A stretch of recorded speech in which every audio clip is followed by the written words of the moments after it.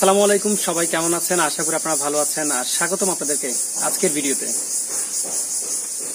তো বন্ধুরা, আমার ভ্যাকসিন নিয়ে অনেকগুলো প্রশ্ন আপনারা কমেন্ট করেছেন। যাদের কাছে আমার নাম্বার আছে অলরেডি আজকের দিন 2-1টা কল অলরেডি আমি পেয়ে গেছি। যেভাবে ভ্যাকসিনটার বিষয়ে আপনি যদি বলতেন বা ভ্যাকসিনটার পুরো বিশেষটা যদি একটু বলতেন। আসলে এই ভ্যাকসিন বিষয় নিয়ে ইউটিউব বলেন বা আমার চ্যানেলে বলেন, ফেসবুকে বলেন, হিউজ পরিমাণ কি আছে, তথ্য আছে।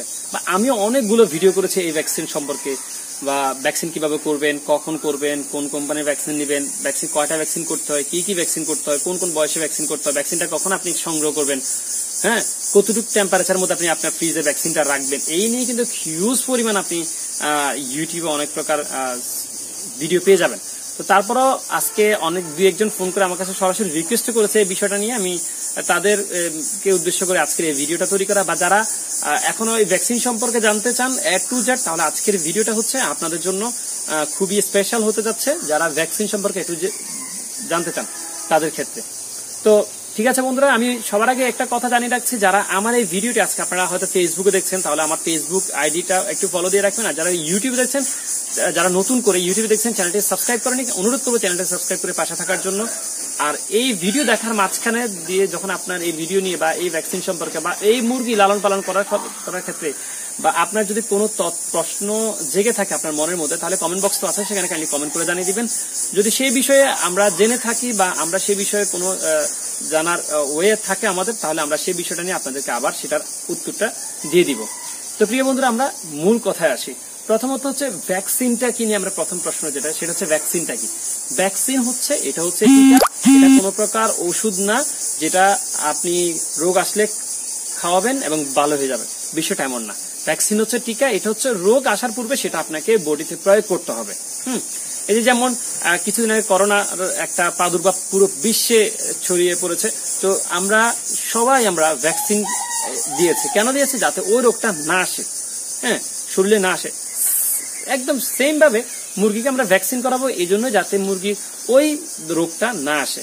এখন চলুন যে মুরগিকে আমরা কয়টা মূলত সাধারণত কয়টা ভ্যাকসিন করে থাকি। ব্রয়লারের ক্ষেত্রে যেটা আমরা 1 মাস লালন পালন করে থাকি, আমরা 4টা ভ্যাকসিন করে থাকি। 4টা ভ্যাকসিনটা কি কি, মানে ভ্যাকসিন 2টা, কিন্তু সেটার প্রয়োগ হয়ে যায় 4টা।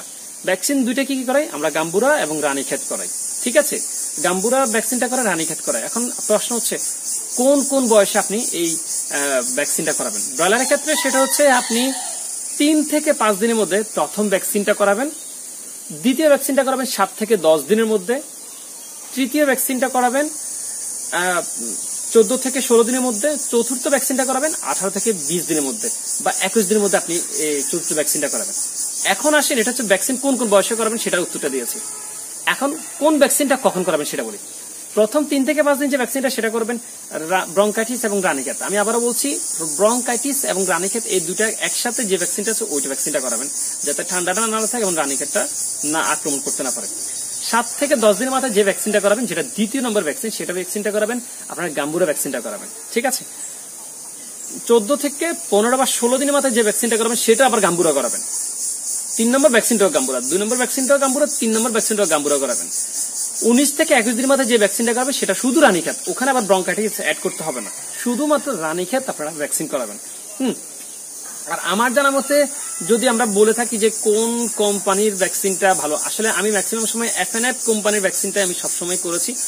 তো রিসেন্টলি সেটা হচ্ছে স্কয়ারের যে ভ্যাকসিনটা, সেটা মোটামুটি কয়েকবার ট্রাই করছি, বাকিটা এখনো এই নিয়ে আমি তেমন কোনো এই জিনিসটা আপনাদেরকে বলতে পারছি না। তবে FNFটা হিউজ পরিমাণ আমি ভ্যাকসিন করেছি।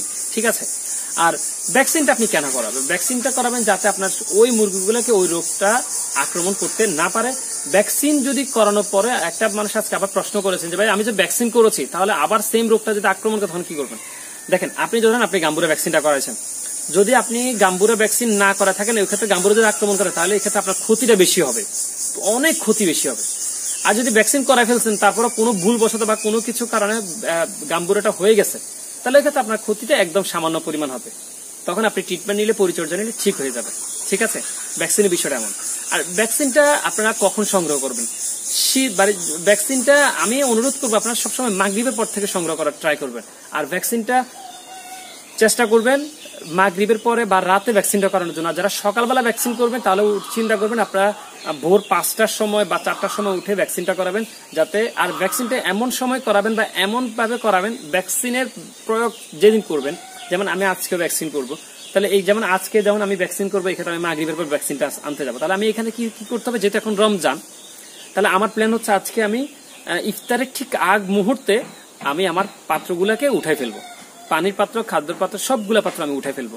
উঠানোর পর আমি ইফতার করবো, যেটা আজকে আমার রুটিন, আমি আমার রুটিনটা বলতেছি। তা আমি ইফতার করবো, ইফতার পরে নামাজ, এরপরে আমি সরাসরি উপজেলায় চলে যাবো, সেখান থেকে আমি আমার ডিলার যে দোকান আছে ওখান থেকে আমি আমার ভ্যাকসিনটা নেবো। ওখানে আমার 30 থেকে 40 মিনিটের একটা সময় ব্যয় হবে। তাহলে আমার ইফতার, নামাজ এবং ভ্যাকসিন নিয়ে আসার 30 থেকে 40 মিনিটের একটা সময় ব্যয় হবে। তাহলে এই ক্ষেত্রে এই মুরগিগুলো কি থাকবে, একটু উপোস থাকবে এই মুরগিগুলা, তখন আমি এসে এদেরকে ভ্যাকসিন দিব। তাহলে ভ্যাকসিনের পানিটা আমি এমন ভাবে দিব যাতে এই ভ্যাকসিনের পানিটা 1 ঘন্টার মধ্যে ওরা খেয়ে শেষ করে ফেলে। অতিরিক্ত পানি দিতে পারবো না, বা একদমই কম পানি দিব না, অতিরিক্ত পানি দিব না। তাহলে কি করব এখন আমি এভাবে, আপনারা ঠিক এভাবে 1 ঘন্টার পানি দিবেন, যাতে 1 ঘন্টার মধ্যে পানিটা খেয়ে দেবে। তাহলে আমি যখন 1 ঘন্টার মধ্যে পানি দিয়ে দিব, তখন দেখবেন ওরা মুরগিগুলো খুব দ্রুত পানিগুলো সবগুলো মুরগি খেয়ে ফেলবে, কেন ওরা 1 ঘন্টা উপোস, কিন্তু পানিও খায়নি, খাবারও খায়নি। আচ্ছা, দ্বিতীয় কথা হচ্ছে ভ্যাকসিন দেওয়ার পর আপনি কি করবেন। ভ্যাকসিন দেওয়ার পর যে কাজটা করবেন সেটা হচ্ছে আপনাকে ওই যে 1 ঘন্টা আপনি খাওয়াবেন, ওই ঘন্টা আপনাকে খামারে অবস্থান করতে হবে। আপনাকে চারপাশে যেসব মুরগিগুলো চিপায় পড়ে থাকে, কর্নারে পড়ে থাকে, বা আরেকটা মুরগির জন্য খাইতে পারে না, বা বড় মুরগিগুলোর জন্য খাইতে পারে না, তাই আপনি যখন নাড়া টানা দিবেন, আস্তে আস্তে মুরগিগুলো ভ্যাকসিন দেওয়ার পর আপনি খামারের চারপাশে ঘুরবেন, আস্তে আস্তে মুরগিগুলোকে লাড়া দিবেন, তখন দেখবেন যেগুলো খায় না সেগুলো বসে থাকে, ওই যেগুলো বসে আছে সেগুলো উঠেও একবার মুখ দিয়ে খাবে। ঠিক আছে, একবার মুখ দিয়ে খালি হয়েছে, ভ্যাকসিন আপনার কার্যক্ষমতা হবে।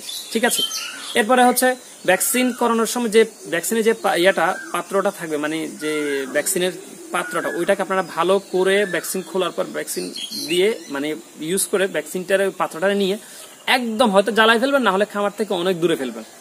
অনেক সময় হয় কি, এই ভ্যাকসিনের এই মানে ভুল ব্যবহার করার কারণে অনেক সময় খামারে আবার সেই রোগটাই আক্রমণ করে থাকে। ঠিক আছে, তো আমি অনুরোধ করবো আপনারা এই ক্ষেত্রে একটু সতর্কতা অবলম্বন করবেন। প্রিয় বন্ধুরা আমার, আজকে এই একটা ভিডিওতে মনে করেন আমরা অনেক কিছু জেনেছি, যে ভ্যাকসিনটা কোন কোম্পানির ভ্যাকসিন করবেন, কখন নিয়ে আসবেন। আর হ্যাঁ, নিয়ে আসার ক্ষেত্রে আপনারা যে জিনিসটা অবলম্বন করবেন সেটা হচ্ছে অবশ্যই সাথে একটা ফ্লাক্স নিয়ে যাবেন, বা যে ক্ষেত্রে একটু বরফ নিয়ে আপনারা বিশেষ করে টোটাল মাগরিবের পরে ভ্যাকসিন ট্রাই করবেন। আর ভ্যাকসিন যে জিনিসটা করে নিয়ে আসবেন, পাত্রটা যাতে একটু ঠান্ডা ফ্লাক্সের মতো হয়, বিশেষ করে ফ্লাক্সে নিয়ে আসতে ভালো হবে। আমরা ফ্লাক্সে নিয়ে আসি, একটু বরফ দিয়ে, তারপর ভ্যাকসিন দিয়ে উপরে আর একটু বরফ দিয়ে তারপর এটা নিয়ে এসে খুব সতর্কতার সাথে অবলম্বন করুন। মনে রাখবেন, অনেক অভিজ্ঞ খামারি আছে যারা শুধুমাত্র ভ্যাকসিন দিয়েই মুরগি লালন পালন করে থাকে, আর অল্প খুব কয় টাকার ওষুধ খাওয়ায়।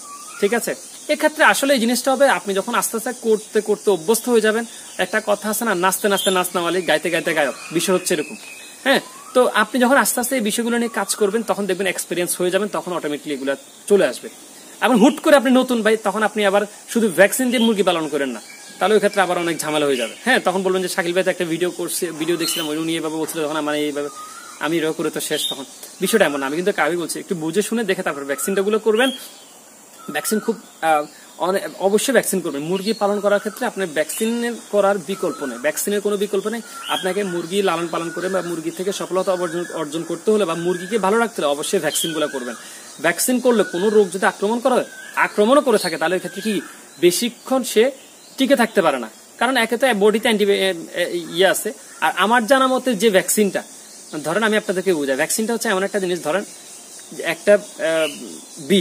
একটা বিষ আপনার যে ইয়াটা আছে, মানে শরীরে যে অসুস্থটা আছে, যে সমস্যাটা আছে, ওটা হচ্ছে আর মারাত্মক কিছু তৈরি করে শরীরে অ্যান্টিবায়োটিক মানে ফুস করানোর নামটা হচ্ছে ভ্যাকসিন। তাহলে যেটা আসার কথা, যে রোগটা আসবে, সে আর এসে টিকে থাকতে পারে না, কারণ অলরেডি তো আপনার শরীরে কি আছে, অ্যান্টিবায়োটিক দেওয়াই আছে বা ভ্যাকসিন দেওয়াই আছে, অ্যান্টিবায়োটিক দেওয়াই আছে। তাহলে এই ক্ষেত্রে আর ওই নতুন করে রোগটা আসার এসে বসার জায়গা পাবে না। ঠিক আছে বন্ধুরা, তো আশা করছি আপনাদেরকে আজকের এই ভিডিওটাতে ভ্যাকসিন সম্পর্কে A to Z বুঝাতে পেরেছি। সোনালী মুরগির ক্ষেত্রেও সেম বেলা, আপনারা 4টা ভ্যাকসিন করবেন। রানীক্ষেত, প্রথমে রানীক্ষেত, পরে গাম্বুরা, এরপর শেষে আবার রানীক্ষেত করবেন।